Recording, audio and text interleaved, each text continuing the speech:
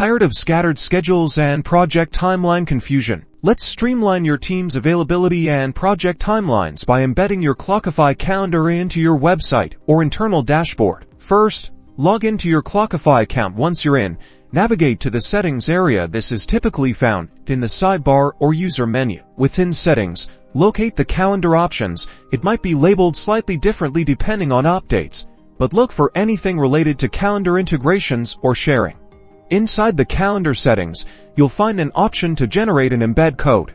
Click the button to create a new embed code. Before copying the code, customize the appearance to match your website or dashboard's theme. Adjust parameters like colors, size, and displayed information as desired.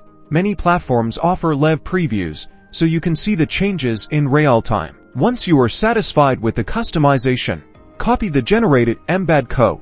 This is usually a block of HTML code that starts with an iframe tag. Now, head over to your website's or internal dashboard's editor. Paste the copied embed code into the HTML or code section of the page where you want the calendar to appear. Save the changes and preview the page. Your Clockify calendar should now be seamlessly integrated. This simple integration will boost transparency, improve communication, and enhance collaboration within your organization.